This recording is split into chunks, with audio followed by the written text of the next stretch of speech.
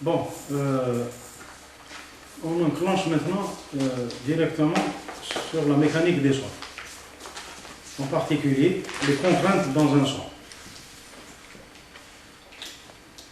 Alors, le calcul des contraintes dans un sol, pourquoi il est nécessaire? Parce que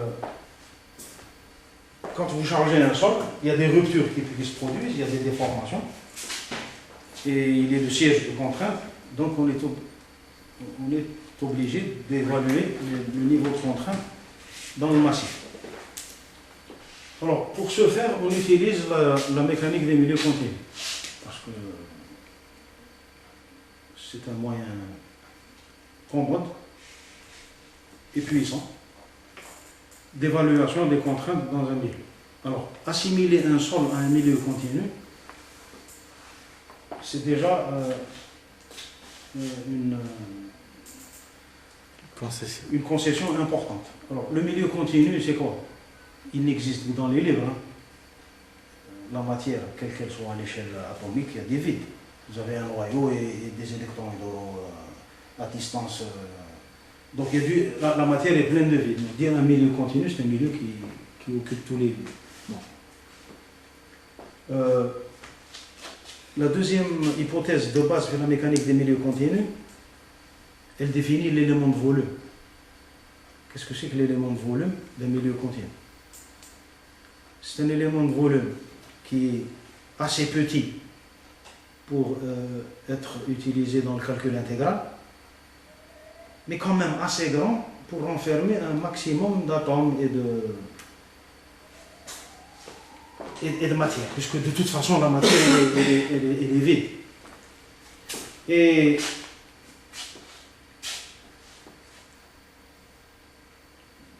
de là, déjà, on peut déjà se poser des questions.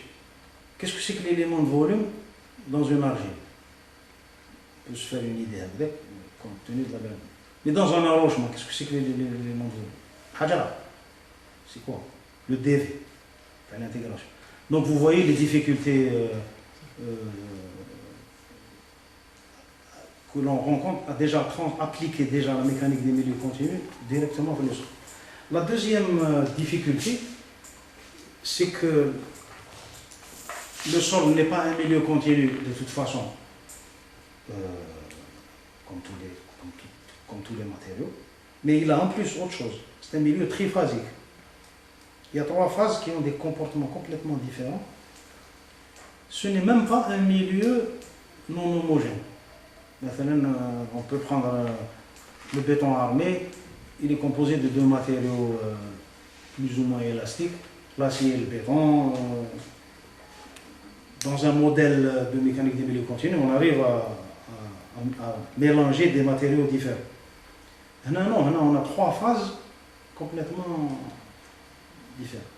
Donc, les difficultés, dans un premier temps, elles vous font fuir la mécanique des milieux continus. Dans un milieu triphasique, non homogène, etc. Mais vous allez voir que c'est le seul moyen d'avancer. Alors, quelques rappels de mécanique des milieux continus. Le premier, c'est la notion de contrainte. Vous avez un solide, on a un point M à l'intérieur de ce solide. Infini, fini, peu importe. Et ce solide-là est en équilibre. Il est soumis à un tas de forces, des forces de volume, c'est-à-dire des forces qui agissent sur l'élément de volume du solide, et puis des forces qui s'appliquent au bord. Ce sont des pressions connues ou inconnues. Inconnues, ça peut être des réactions d'appui, ça peut être un tas de choses. Et puis, qu'est-ce qu'on fait? On fait une division en deux par une surface sigma. On fait passer une surface qui va diviser en deux le solide.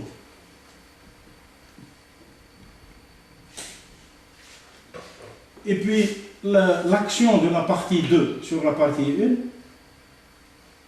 1, elle va agir sur cette surface. Donc, vous pouvez, au point 1, non pas chercher la résultante des efforts qui s'appliquent ici, mais se limiter à un élément de surface, ds. Sur cet élément de surface va agir un vecteur contrainte,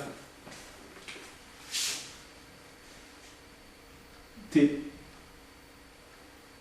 On est au point M.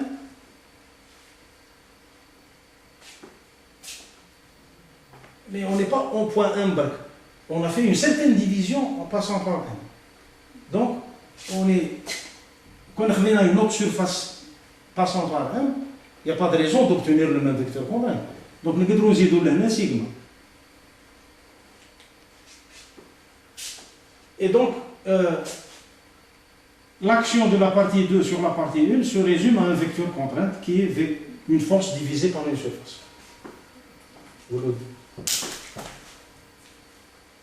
dF sur ds. Pour dire force, hein, ou pour dire surface.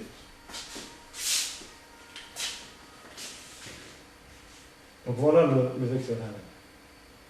La mécanique des milieux continus n'arrête pas de faire des hypothèses simplificatrices, elle en fait une de dernière.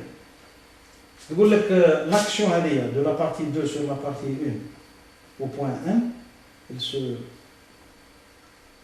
c'est le vecteur adapté. Donc c'est localement sur un effet ds.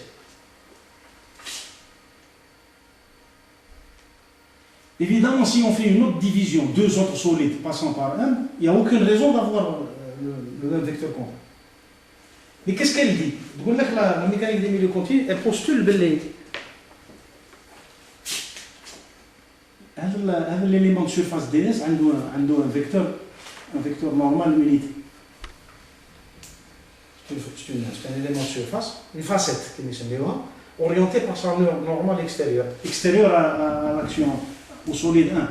Voilà, parce qu'on s'intéresse à l'action de solide 2 sur le solide 1. Donc le solide 2 il devient extérieur au solide 1. L'élément de surface est orienté par N, la normale extérieure. La mécanique du milieu continu, où je dis. Quelqu'un qui a un esprit trop rigoureux. يحبس هنا ما يزيدش يتبع كاع الميكانيك ديال غير على واش راح تقول لا ميكانيك ديال ميليو كونتينيو واش تقول له تقول لك si on fait une autre division du solide هذا D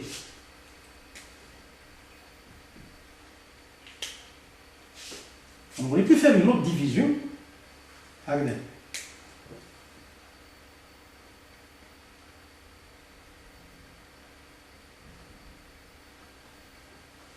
qui passe par M. ماشي qui passe par M bac, qui passe par M صح هذيك la surface, la nouvelle surface عندها la même normale extérieure en M كيما هذه الأولى N ما يتبدلش راكم شفتوا واش أنا درت الأولى خذينا سوليد 1 و 2 ما بعد واش خذينا دوت سوليد 1 بريم et 2 بريم قسمناه par une autre surface quelconque بصح تجوز par M mais ماشي تجوز par M bac عندها le même plan tangent que la surface sigma l'oulaniyya, c'est-à-dire la même normale extérieure 1. La mécanique des milieux continus تقول لك بان الفيكتور كونترينت هو bon كبيرة comme hypothèse. Sinon on n'avance pas, on ne fait pas le calcul comme dire هذا. تقول باللي eh bien T هذا finalement il n'est fonction que du point et de la normale هذه وبس اقسم كيما حبيت les deux solides اللي تقسمهم l'un agit sur l'autre ou l'autre par réaction principe d'action de la réaction il agit sur l'autre نلقاو le même elle est basée sur ça. Bon, qu'est-ce qui valide la mécanique des milieux continus? C'est qu'elle permet de faire des calculs qui dans la pratique permettent à peu près de retrouver ce qu'on observe. Sinon on l'aurait abandonné. Ça ne veut pas dire que c'est la vérité, hein? Absolue. واحد ما راح شاف في ام وشاو صايرين ما بين 1 و 2 وما بين une autre division ولا. C'est une hypothèse de travail.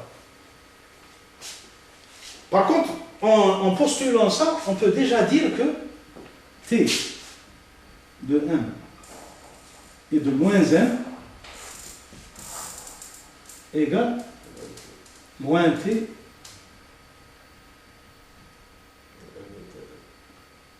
voilà. C'est le principe de l'action et de la réaction.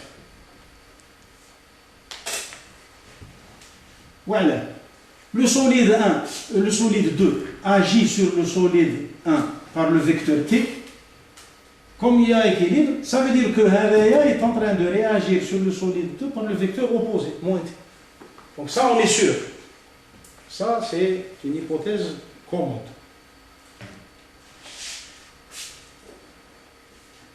Bon, donc ça veut dire que on a un vecteur contrainte qui dépend du point M, bien entendu, et de l'orientation de la facette autour de M. Donc toute facette orientée vers M a un vecteur contrainte. Mathématiquement, c'est très commode. Pourquoi? Parce que ça permet d'obtenir un opérateur, le vecteur LNR. Il y a une linéarité, mais le vecteur contrainte T, on va mettre un chapeau, les flèches, et N. Avec l'opération, donc il y a un opérateur linéaire, parce qu'en physique, les lois les plus simples, les à l'esprit, c'est des lois linéaires, ou les multilinéaires, qui couvrent plusieurs. Voilà. La loi de la place à l'électricité, c'est linéaire, la loi d'Ohm, c'est linéaire, toutes les lois physiques, c'est le linéaire. C'est quand ça ne marche vraiment pas que. Donc, elles sont toujours approximées par le linéaire. Dans le cas Hadaya, c'est un champ, forme linéaire sur M. Donc, il existe un endomorphisme, une matrice, un tenseur, sigma,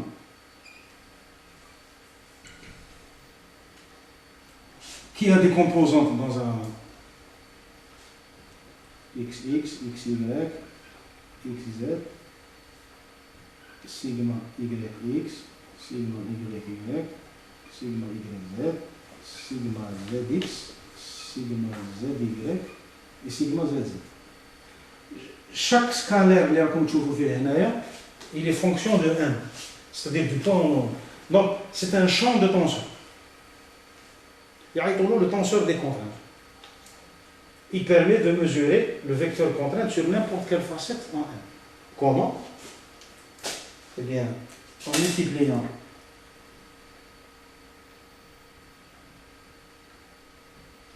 égale sigma de M, tenseur R, مضروب في N. Nx, Ny, Nz. C'est une normale unitaire, c'est-à-dire que racine de Nx carré plus Ny carré plus Nz carré égale 1, pour ne pas fausser les unités. Il y a des contraintes, c'est-à-dire des newtons par mètre carré ou des barres. Sigma n, donc en multipliant au point M, vous avez le tenseur K. Si vous connaissez le champ de tenseur linéaire, vous êtes capable de calculer n'importe quel vecteur contrainte agissant en tout point sur n'importe quelle facette, définie par son orientation. M. Très bien.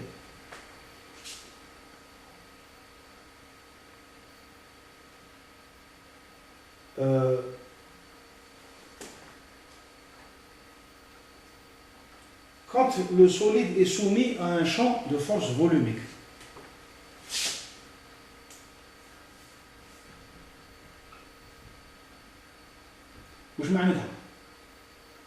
l'élément de volume dV agit pour une force de volume.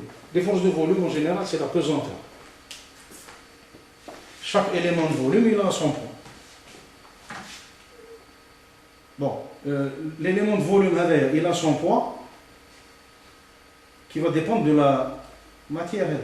Maintenant, un corps homogène, le champ des forces de volume, il est le même. Il a il va changer de point. Enfin, c'est un champ de vecteur sur le solide. Vous prenez un solide en rotation autour d'un axe, un Villebrequin. Les forces centrifuges, c'est des forces de volume. D'ailleurs, dans les problèmes de mécanique industrielle, les forces de pesanteur, mais qui voulaient dimensionner un Villebrequin à 4000 tours minute. Donc, les forces centrifuges sont plus importantes, les inerties beaucoup plus importantes que le champ. Toujours est-il que pour assurer l'équilibre, le corps, il y a des conditions de surface sur le bord et des forces de volume à l'intérieur. À l'équilibre, on démontre. Comment on le démontre? On prend des éléments de volume sur la donc un parallélépipède de longueur dx, dy, dz. تكتب l'équilibre. Chaque facette a une normale extérieure, donc tu vas le tenseur faire là-bas, tu écris l'équilibre. Bon, je ne vais pas rentrer dans ce détail.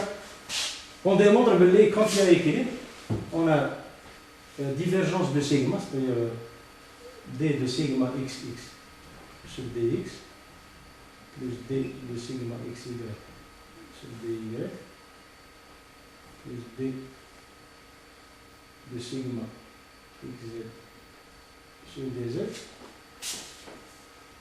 plus fx égale 0. On a la même chose, d de sigma yx sur dx plus d de sigma y sur dy plus d de sigma yz sur dz plus fy égale 0 ou delta d de sigma zx sur dx plus d de sigma zy sur dy plus d de sigma zz sur dz plus fz égale 0. Donc les équations d'équilibre dans les milieux continus. F étant les forces de volume. Alors, pour te le tenseur des contraintes, c'est une équation en dérivé partiel, un système d'équations en dérivé partiel. Pour le résoudre, il faut comme des fois des constantes d'intégration. Les constantes d'intégration, c'est les conditions aux limites, c'est-à-dire les faces extérieures. Soit on connaît la contrainte,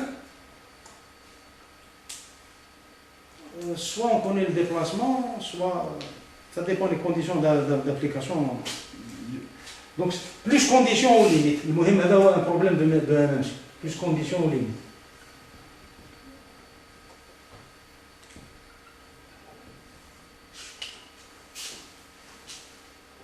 Si tu écris somme des forces égale 0, tu as le cube avec le dx, dy, dz. Il est en équilibre. Somme des forces, tu as si tu écris l'équilibre des moments, c'est-à-dire que parce que l'équilibre, ce n'est pas seulement somme des forces égale 0. Le moment résultant est égal à 0. Ouais, vous prenez une force, un F, ou un F, somme des forces égale 0. Mais est-ce qu'il est en équilibre? Il est d'autres. Parce que la somme des moments n'est pas un moment résultant. Donc, il faut aussi écrire les conditions en moment. كي تكتبوا لي كونديسيون مومون تلقاو حاجه واحده برك هي كون هذا الطونسور هذا اللي سيمتري تلقاو بلي سيغما اكس ايكال سيغما اكس سيغما اكس زد ايكال سيغما زد اكس سيغما سي تو ايكال زد ايكال سيغما زد اكس. Ça veut dire que le tenseur qui nous fait 9 fonctions inconnues, il voulait aussi stade.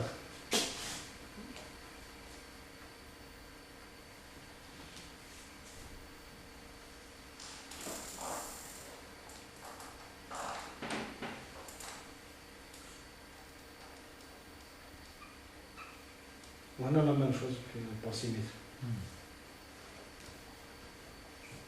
Donc, les mains à fauche. اخرين يجوا par symétrie.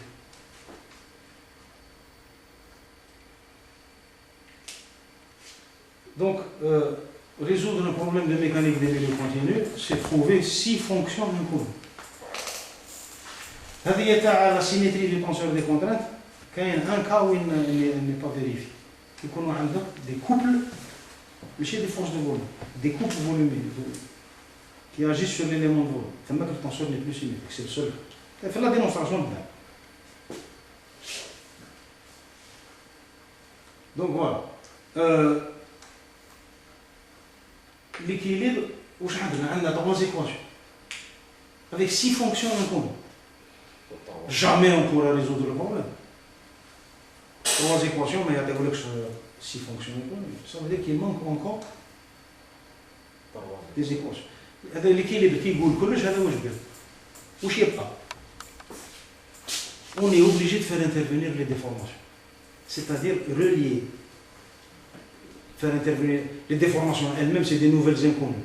Mais en reliant les déformations aux contraintes, c'est-à-dire la loi de comportement, on peut résoudre le problème. D'où l'élasticité.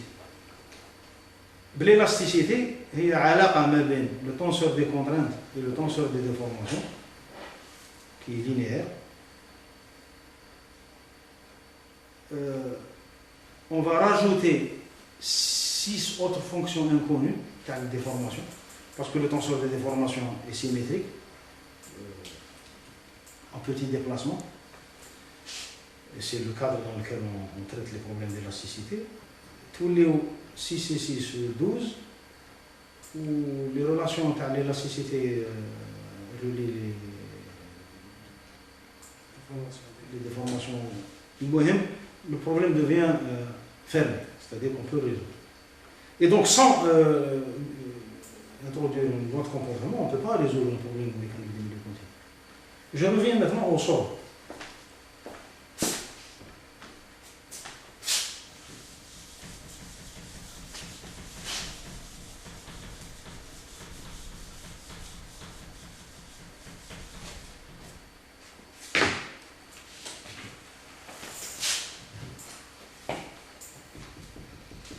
Voilà un sol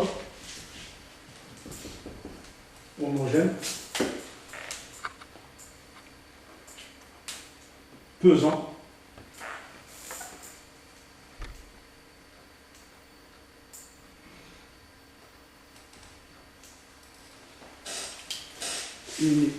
infini, homogène. Chaque élément de volume, il est soumis à la force de volume gamma dV vertical. Gamma, c'est le poids volumique du sol. Et je vais regarder où j'ai réuni les équations.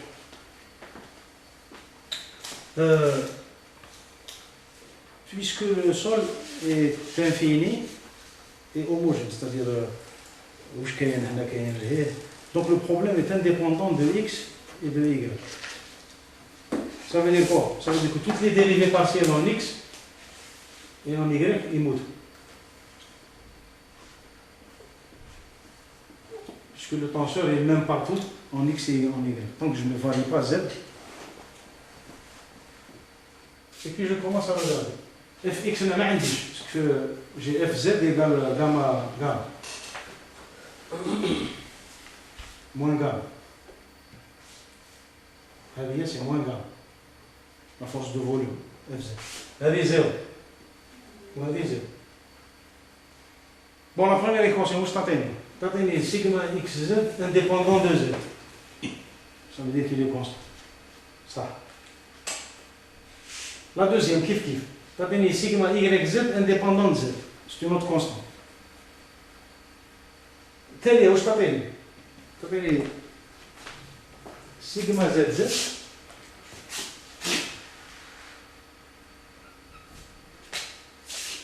Gamma z égale gamma z plus constante. La constante, c'est les conditions limites. Où sont les conditions limites? À z égale 0, où j'ai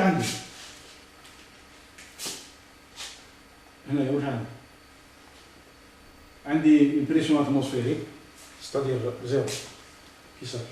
Donc si je prends la mer, un point, on a une facette orientée à l'avant. Où il y a la contrainte qui agit ici, je multiplie le tenseur des contraintes par n, en un point où z où Z vaut 0. Et je dois avoir 0, puisqu'il n'y a pas de. Ou là, si j'ai un remblai ou là, il y a un chargement. Et puisque AZ égale 0, je vous mets le tenseur des contraintes. Où est la première colonne? Si vous mettez 1, 0, 0, il faut que le vecteur, c'est la première colonne. 1, 0, 0, c'est la facette orientée suivant l'axe des X. C'est la composante suivant X. Vous avez une facette de normale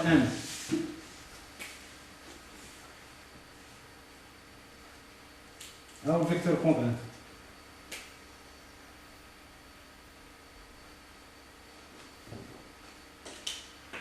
Il se décompose toujours sur la facette en une composante normale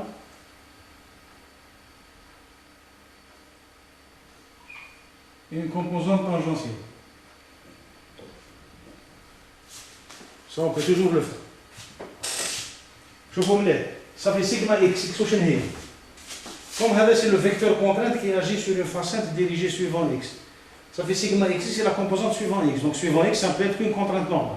Donc sigma x, c'est la contrainte normale qui agit sur la facette suivant x. Ou c'est les deux composantes du cisaillement. En y, l'autre en z, puisque la facette. Même chose là, c'est la facette orientée suivant y.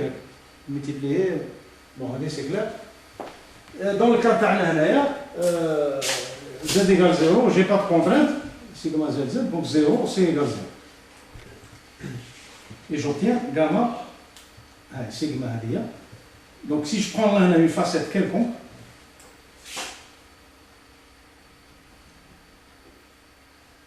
facette horizontale, je sais que la contrainte normale,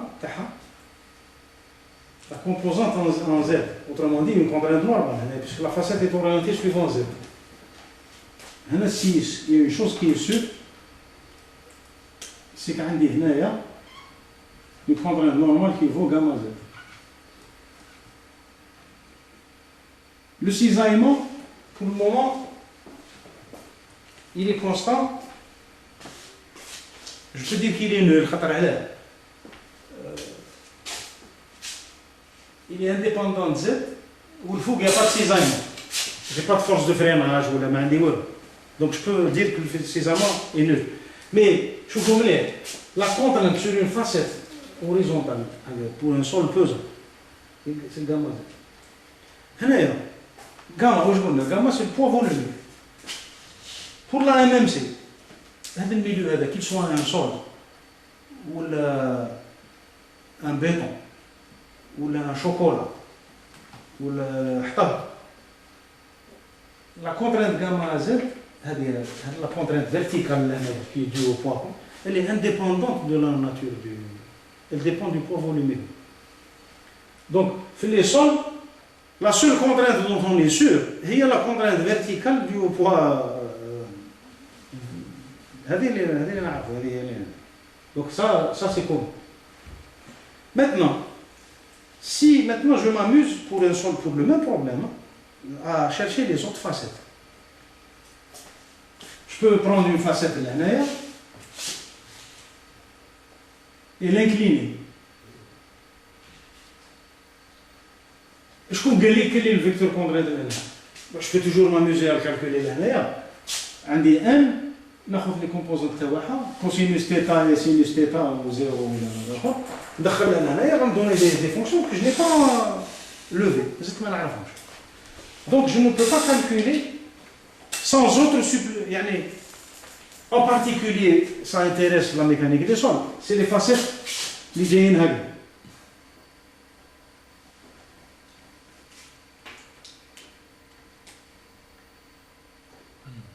poussée d'hétéro. واحد ما يعرف. En tout cas la MMC ما تقدرش تعطيه ولا تقول لك داكور عطيني لي فوت كومبورتمون دير لي علاقه ما بين لي ديفورماسيون لي كونترانت نخرجها. سينو ما يقدرش يعطيه. باغ كونت هذه elle est indépendante de la loi de comportement. Donc هذا لا poussée هذه D'ailleurs, le rapport c'est sigma vertical. C'est sigma horizontal. Sur des poissons. Sigma V. Sigma H égale K0 sigma. Mais K0 هذا واحد ما عطاهولك. يقول لك c'est un coefficient. إذا تعرف la contrainte verticale, la contrainte horizontale dépend de la contrainte, elle est proportionnelle à la contrainte verticale.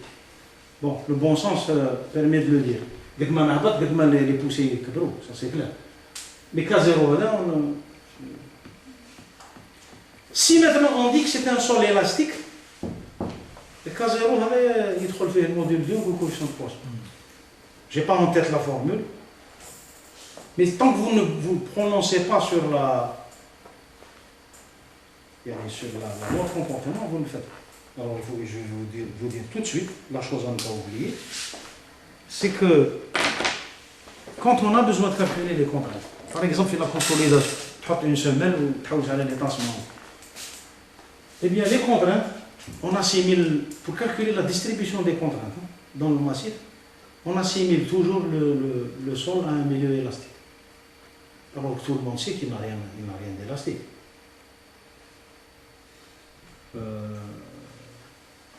L'élasticité, elle s'applique à un milieu, homogène, isotrope.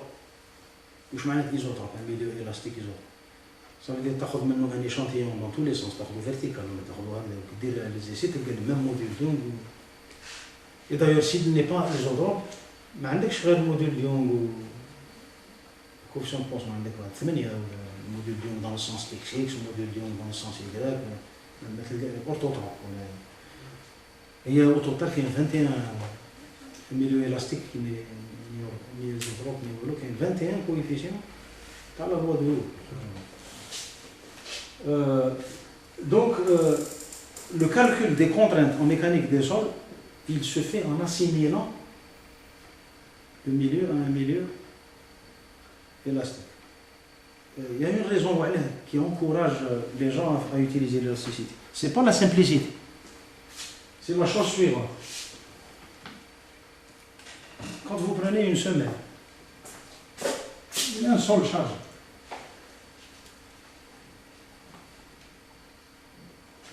Chargé par une force constante. Ah ouais, un sol. لو كان نقلب على ناخذ une facette هنايا même ماهيش تحت لاكسات ناخذها هنا هي لا كونترانت فيرتيكال اللي هنايا هذه milieu élastique c'est le problème de Boussinesq charge concentrée ما يدخلش الموديل ديالو هذه سي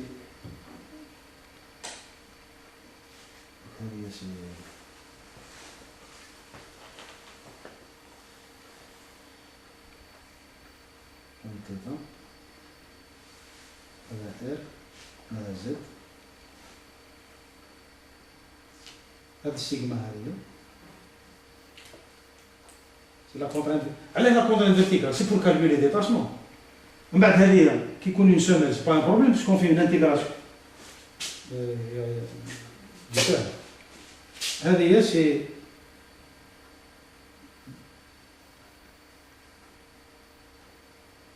دو بي sur pi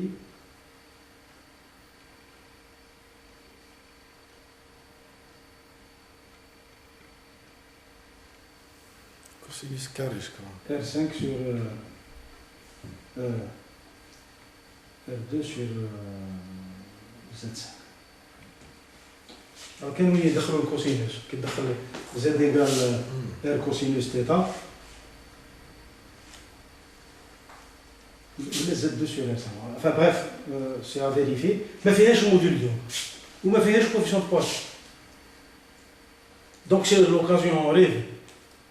Et on l'utilise pour les calculs de passement sous une semelle, ou un radis, ou une semelle filante, par intégration, mais à partir de la formule de Boussinesq, qui elle a été établie en milieu élastique isotrope. Donc le sol n'est pas élastique, il n'est pas homogène, c'est un milieu triphasique, il n'est pas isotrope. Les sols ils se sont déposés géologiquement, verticalement. Donc les couches dans le sens vertical, c'est même pas c'est pas la même. Un schiste, voilà l'élasticité. Perpendiculairement au millefeuille. Dans le sens des feuilles, c'est autre chose. Voilà l'élasticité. Mais on l'utilise quand même, parce qu'on n'a pas le moyen de faire autrement.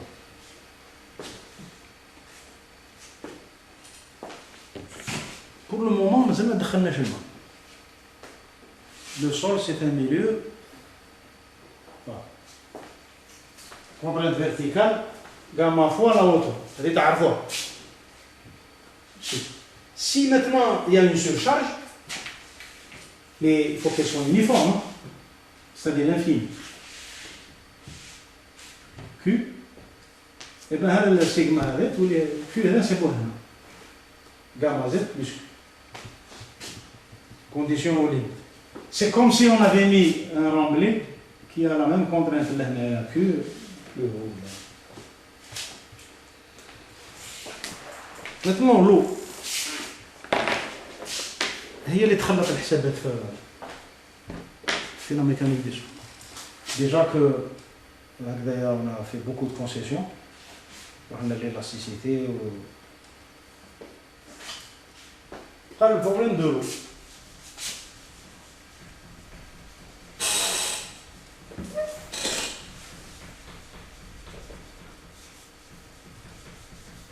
On sait déjà ce que c'est qu'une contrainte sur une facette horizontale dans un son. Quand il y a de l'eau, quel est le problème?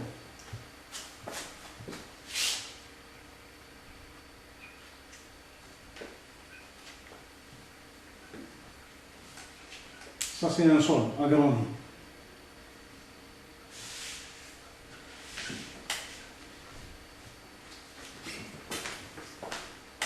غاطس في الماء ماشي نقولوا une bonne partie. Voilà.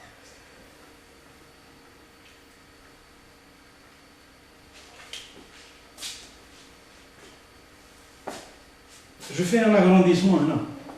Je vais avoir d'abord je fais un agrandissement ici hors de l'eau libre. Là, ça ne veut pas dire qu'il n'y a pas d'eau. Mais c'est une eau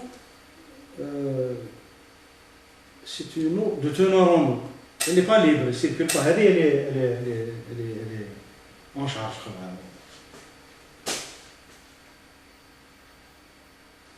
Là, quand je fais un agrandissement ici, qu'est-ce que je vais faire? حجرة بالك تحتها حجرة. Puis il y a d'autres pierres ici.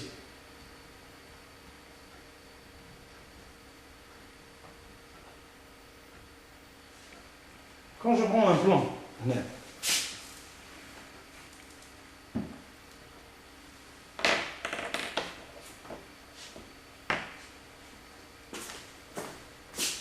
شوفوا هذا البلان هذا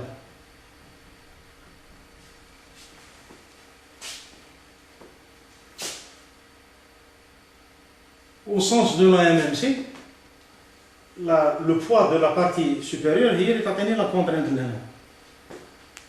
Donc ici je vais retrouver le fameux gamma Z, c'est-à-dire la contrainte. En réalité, assimiler le sol à un milieu continu. Vous faites un plan qui coupe. Le plan il va couper des grains, mais il y a des zones vides. Il y a que tous les travaux, la surface, quand on coupe un récipient à Betara, vous le coupez, la somme des surfaces de contact, elle est inférieure à la surface totale. Mais, la MMC, on ne va pas rentrer dans on ne va pas chipoter. La contrainte moyenne qui est due, comme si le sol était homogène, milieu continu, on va dire que la contrainte les grains qui est supérieure à la contrainte à gamma Z, puisque les surfaces sont réduites.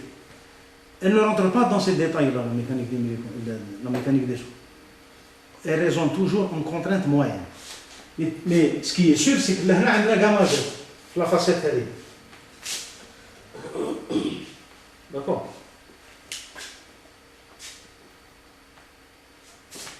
La contrainte elle est. Si maintenant,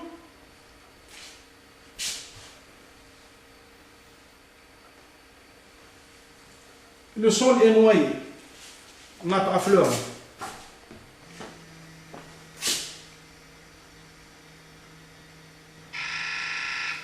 وش راح يظهر؟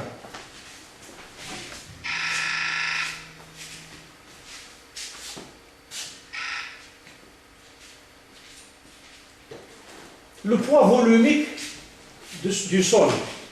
شوفوا مليح هنا le poids volumique du sol noyé et le poids volumique du sol qui n'est pas noyé. Il y a une différence. خاطر علاه هنا il est forcément saturé وهنا لا. La mécanique des sols ne fait pas la distinction. De toute façon, il y a un taux d'humidité, un teneur en eau. Il n'est pas noyé, mais il y a certains problèmes que je n'ai pas rencontrés où ils exigent le gamma saturé. Le poids volumique du sol saturé. Alors c'est intéressant quand il y a un grand indice d'effet. Sinon, c'est pas intéressant. Donc la mécanique des sols ne fait pas de distinction entre le poids volumique gamma hna ou là hna. C'est-à-dire il n'y a pas de distinction. Donc il nous hna. Qu'est-ce que j'ai ici? عندي هنايا une hauteur h. La contrainte لهنايا totale moyenne disons de la surface لهنايا c'est gamma H.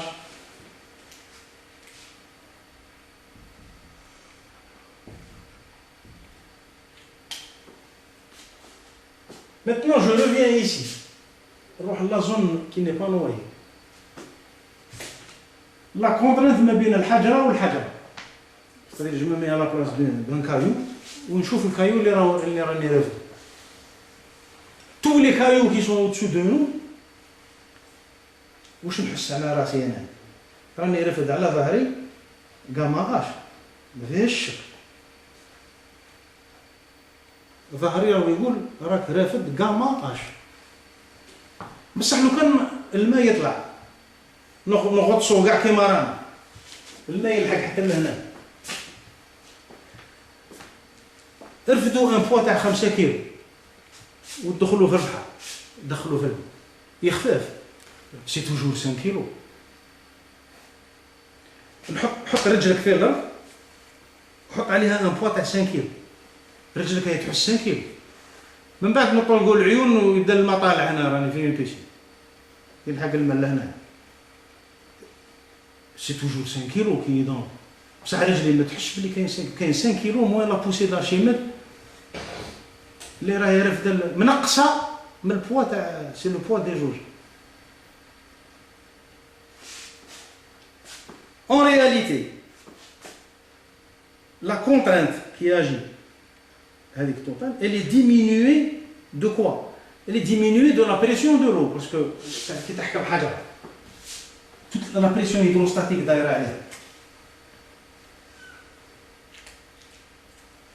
La pression hydrostatique. تضرب من كل جهة. La force résultante هذه, attention, elle n'est pas nulle. Parce que la pression U n'est pas la même qu'ici, puisqu'on n'est pas à la même hauteur. ولو حجرة فيها 1 سنتيمتر. بصح la résultante تاعهم كاع elle est ascendante خاطر عليها la pression من التحت أكثر من الفوق. دونك من التحت تغلب. هذيك هي لا بوسي دارشيميد. ترفد الحجرة هذه. تتنقص من البوا تاعها. Donc ce qui agit ici c'est la différence, c'est comme si tu avais fait une section تاع الحجرة appliqué U vers le haut. كيف le U moyen هنايا vous l'appliquez sur le plan séquent تاع الحجرة. Ce qui fait que ce qu'on appelle contrainte effective dans les sons, c'est la contrainte qui est ressentie ما بين الحجرة والحجرة. La contrainte effective quand c'était sec. C'est la contrainte totale, c'est le gamma H. قبل ما يتعمر البيت هذايا فوق رجلي كان يحس 5 كيلو و5 كيلو هذيك هي لا كونترانت تاع واش راه من الفوق 5 كيلو بصح غير دخل الماء لهنايا ولات 5 كيلو موان لا بوسي دارشيمات تاع الحجره هذه ولات قلب هذاك واش نقصنا دو بوين دو كونترانت نقصنا لا بريسيون هيدروستاتيك اجيس au niveau هذا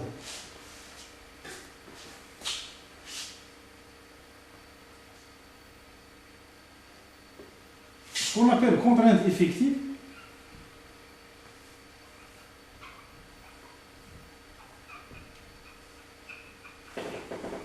c'est la contrainte entre les grains.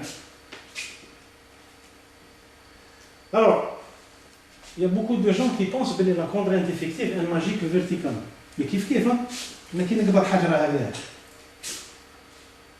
هنا حجرة والأخرى هنا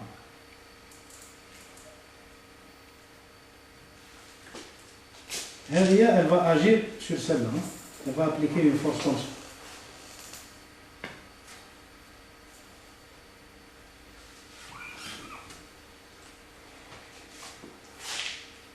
Elle a une composante verticale et une composante horizontale.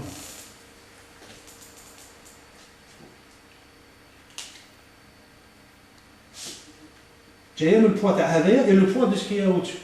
إلا عمرت الدنيا بالماء هنا هذونا tous les efforts هذونا ينقصوا du fait de la présence de l'eau. L'effort horizontal, وعلاه parce qu'il provient du poids et comme le poids a été allégé même l'effort horizontal ينقص. هذا علاش غادي نقول لكم عليها في لي مير تسوتان.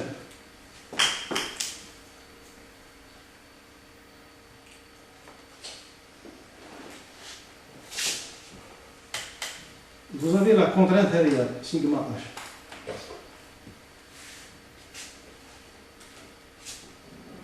La relation entre les contraintes verticales et les contraintes horizontales, c'est une relation mais bien les contraintes effectives.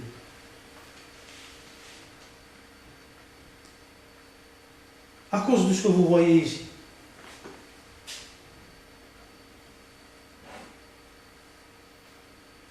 Quand vous calculez la poussée في un mur de soutane, ما تقولوش باللي نحكم الماء وندخل الماء في la poussée hydrostatique. Donc نولي لها هذه l'affaire هذه. Avant ça, je vais dire la loi fondamentale de Terzaghi.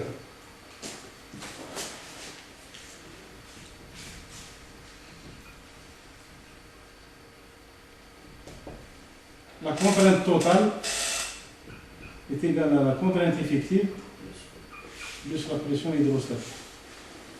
Terzaghi, quand il a trouvé cette loi, il l'a trouvé expérimentalement. Il n'a pas fait le cheminement d'ailleurs. Le cheminement que je suis en train de montrer ici.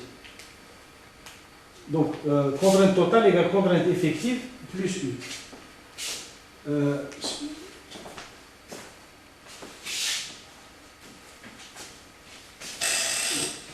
شوفوا مليح هنا في البلان سيغما هنا ريغاردي بيان في البلان سيغما قبل ما يطلع الماء قبل ما يكون كاين الماء il n'y avait que les contraintes effectives qui agissaient entre les grains.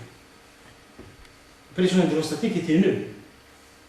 Donc la contrainte تاع le poids du تاع الاخر c'est effectivement la contrainte que ressentent les grains بيناتهم. C'est le poids du sol.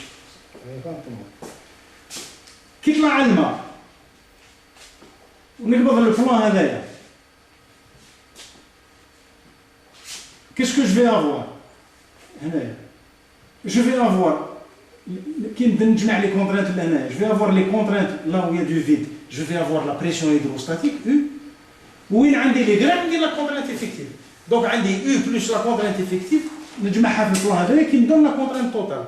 C'est l'idée de la loi de Terzaghi.